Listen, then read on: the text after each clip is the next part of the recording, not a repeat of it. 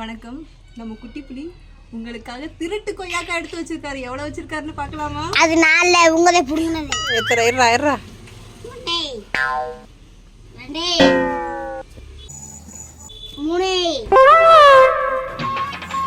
நாலே அஞ்சே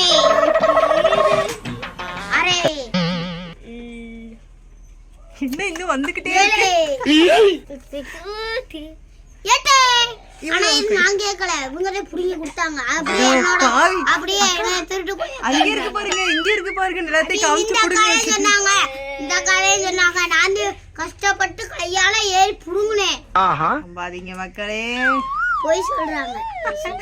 அப்ப எல்லாத்தையும் என்கிட்ட கொடுத்துரு. அப்ப எல்லாத்தையும் என்கிட்ட கொடுத்துரு.